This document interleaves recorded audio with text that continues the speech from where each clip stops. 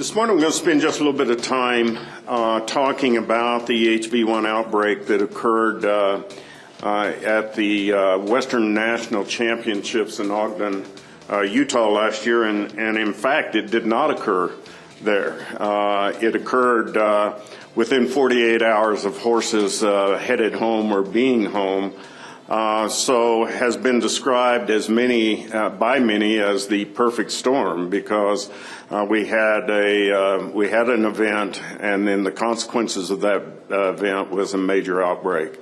And I am going to speak to you just a little bit about, if you weren't totally familiar with that outbreak, just some of the numbers and the facts that were there. I won't get into the detail of the disease itself. I claim no expertise in EHV-1 outbreaks, but because of my involvement in the industry, I was kind of thrown into a key role, if you will, of coordinating the industry's response to this outbreak. So we'll kind of walk you through that. I'm going to just give you some personal comments on lessons learned, and then Josie, Angela will give you a lot more detailed information about some of the steps that were followed during the outbreak.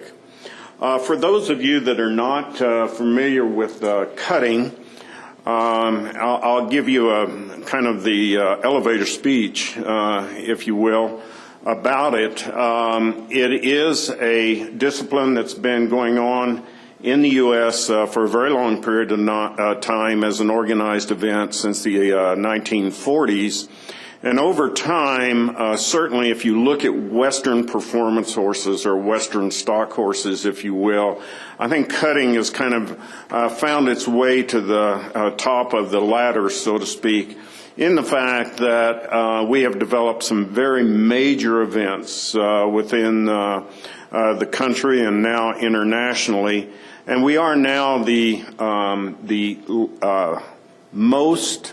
highest purse of any arena sport in the world, or the richest purse. So the Super Stakes pays more than Triple Crown events by far. We have an established yearling market, exactly like racing, that's been going on for years and years and years now. And so it's a wonderful industry, but it's of course an industry that's being watched closely by a lot of different entities. Well, on the event itself is a regional championship for the National Cutting Horse Association. So it is a industry NCHA produced event. It was not a private event. It was produced by the National Cutting Horse in order to allow our members who had competed at what we call weekend shows or open shows throughout the year and qualified for this event to all gather in Ogden and participate in this. Now, we have two of these events because we do spread the continent in terms of regular shows, and so we have a regional championship called the Eastern Championship in Jackson, and then the Western Championship has been in Ogden. So typically the numbers here are pretty much what we would see at one of these regional championships that occurred from April 29th to May 8th. We had a little over 700 horses in Ogden. But with that, you have a significant number of ancillary horses as well. If you're familiar with Western stock horse events, the trainers all bring extra horses that they use to help during the event, called turnback horses, etc. And in addition to that, because of the length of time that the trainers will be at those events, they bring their young horses in training too. It gets the young horses accustomed to travel, accustomed to being on showgrounds, and accustomed to working in different environments than they are at home. So there was a fairly significant number of 3-year-olds that had never competed were at that event as well. And then this particular event doesn't have a finals which all of the contestants compete at. There are finals that kind of occur during the event itself. Therefore, if you're like myself, a working person, and you qualify for an event, you can go show in your division, have your finals, and go home. The championship at the end of the show is the open division of that. So there were horses coming in and coming out of that event at all times. Now, there were horses from Colorado that participated in the Ogden event that first showed signs of EHM on May 11th. Fortunately, the symptoms were identified, and it was not only reported, and assistance was provided by Colorado State University, but it was reported to the State Veterinary Office and Dr. Keith Rohr and his group as well. So the first thing that happened is the trainers, veterinarians on the grounds, etc., at the farm where that horse became clinical did the right thing from the very start. Not only did we have Colorado horses, but we had horses in 21 different states and provinces that were transported from Ogden to their home locations. And that actually ended up to be pretty much all of the western states and most of the Midwest as well. So you can see geographically how this thing plays out, that if they were close enough to Ogden, they attended that show and competed. If they were east of the Mississippi, so to speak, they competed at Jackson, and that was prior to the Ogden event. Now, at just about the same time, the same outbreak within a day or two was occurring in California. And there were horses that left Ogden, overnighted one night, and arrived to the next show in Bakersfield, California, 48 hours after departure from the Ogden event. And unfortunately, one horse arrived with a high fever, and the next morning, that horse was neurological and actually was euthanized. And other horses, within a matter of hours, were starting to show neurological signs as well, and were transported to UC Davis for care. Now, this is where the industry became involved. We got calls from the NCHA office saying that these events were happening. And we really were responding to social media. And we'll talk about that a little bit, because social media had it on Facebook and Twitter way before anybody else has an idea of what's going on. Now, is the information accurate? No. But there's information there, right, wrong, or indifferent, there's information there. Well, sitting on the executive committee of National Cutting Horse Association and doing that for the last 6 years, I was kind of the de facto veterinarian that would answer this initial call. At the same time, because of my long period of time in the cutting horse industry in California, I was getting calls from show management in Bakersfield, from the owner of the first horse that died there, and as well as the board of the Pacific Coast Cutting Horse Association, who the executive director is saying, we've got a show next week, what do we do? So I was immediately kind of thrown into that loop of being involved in the outbreak. Well, the first thing I did when I hung up from whenever I could get the phone off of my ear was call my good friend Kent Fowler, and tell him, who is a state veterinarian in California, and said, get ready, you've got a problem. And I think Kent had heard about it just a little bit before my phone call. And so, we alerted the right kind of people. The other thing that was happening, because it was in Colorado and in California initially, is that the real expertise in EHV-1, and much of it comes from Colorado State University. So I just happened to be at the right place at the right time, that we could get all of the experts, or many of the experts, gathered in one area, and we can start looking at action plans, looking at the potential of problems, et cetera. So great thanks to Josie, Dr. Paul Lund, Paul Morley, Lutz Goering, et cetera, because they were the people that really knew about this disease. Well, unfortunately, in California, that show was immediately canceled where the horse was euthanized. But it wasn't canceled because somebody gave them good advice. It was canceled because every trainer loaded every horse they had and went, okay?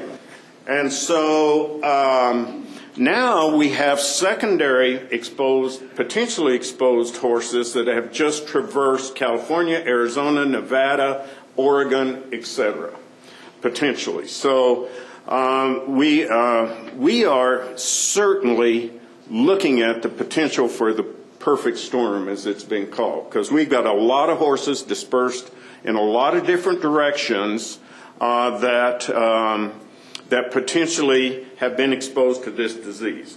Well, in working with a brief conference call with the Pacific Coast, we canceled their major show the following weekend. I believe that was Friday afternoon. I can't be certain now. On Saturday, one of the largest shows in the United States was going to occur in Tulsa, Oklahoma, the Breeders' Invitational. And that show had horses coming from literally all over the United States. There was no question about that. And so on Saturday afternoon, I was on a conference call with the Breeders' Invitational Board of Directors, and they had just had the first go-around of the event, which was actually an open event, the Mercuria Championships there. And the question is, what do we do? Well, the first thing that I worked with the executive director that morning is that they contacted every horse that had been at Ogden, and the NCHA provided that, and any horses that were coming directly to Tulsa from Ogden were turned around and not accepted on the grounds. But the scare of trailers, equipment, the potential of getting the virus to that high number of horses, was probably at least 1,500 head of horses, was so great that the board of directors decided to cancel that show. Was it exactly the thing that had to be done? We know that there were certainly trailers where they dropped horses off at farms, picked up new horses and came there.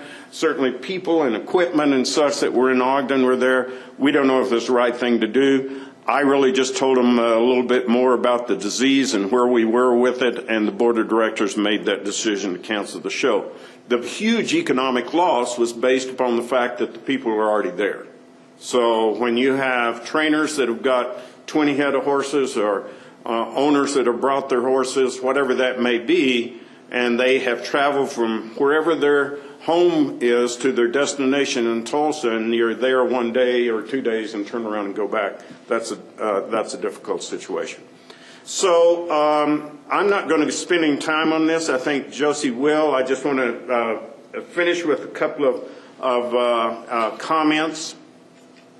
Number one is that I had some working knowledge of what to do in this kind of a situation, thanks fortuitously to a workshop that happened the year before at the American Horse Council meeting. And that was a Horse Council, USDA, APHIS, VS sponsored workshop where we talked about the scenario in general. We laid out some potential plans. We talked in great depth about how this, even though we were just simply having a workshop, that it was realistic and could occur.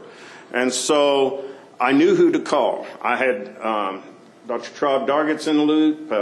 I'd met Angela at this workshop, actually, and we had Dr. Pelzel in the loop. We had all this expertise we had at CSU in the loop, et cetera, et cetera. So that was a huge help in to see how this goes. I'll make one more comment. When we recognized this fact, that the fact that this was going to be in multiple states and the spread was as wide as it was of exposed horses, I personally called Jay Hickey at the Horse Council on Sunday night, and I called David Foley at AAP on Sunday night, and Josie was in this loop as a director, and we sent out formal letters as well to Dr. Clifford to get some tracing done, some reporting done to Angela, and we set up that network that you're all familiar with. And so we knew that we needed that kind of cooperation and collaboration to make this work. And my hat's off to the great state veterinarians that were diligent in this outbreak. And what we did from an industry standpoint is that we provided our membership accurate information. That was the most important thing, is to try to get ahead of social media, because that is just people talking to each other, and the outbreak becomes unrealistic at that point in time. So that's extremely important, to have accurate information. So NCHA website became the focal point of membership information. We linked to every state that had a positive horse in it. So if the states are reporting positive horses and such, we link to their website for the benefit of our memberships. Anything that the AAP published in terms of information about the disease, about appropriate necropsy techniques, et cetera, we put that on there for the benefit of our membership and their veterinarians, which, by the way, most of the veterinarians that take care of cutting horses are members of the organization. So that industry communication was critical, and I think that in the end, it's what helped us most get through this disease. Now, we did cancel shows across the country for National Cutting Horse Association for 3 weeks, and there's a lot of reasons for that. Number one is we didn't know where it was going. The potential number of horses was high that were exposed. But also we have some other considerations as well, and that is that if we cancel the shows in the area where the states have the outbreak, when these people spend their lives competing for year-end awards, if you got half of the world that's still competing and half of the world that is not competing, so to speak, you're going to get a lot of people crying foul. So we thought it was an appropriate thing to do to cancel the shows until we knew kind of where this outbreak was going. And that's why we did it. So I think the reason that we had some success in this, and we like to brag about the fact that this could have been a much worse problem than it was that we were able to communicate. We were able to communicate with each other. And I thank my lucky stars that I've been part of the American Horse Council for quite a long period of time. I knew pretty much everyone that I needed to talk to. And so initially, I was able to make those personal phone calls and just kind of get the ball rolling, and then let some of the real experts and use the industry expertise to follow from there. And lastly, I would like to think it was a great team that was working on this. It was very professional, and I believe that good decisions were made.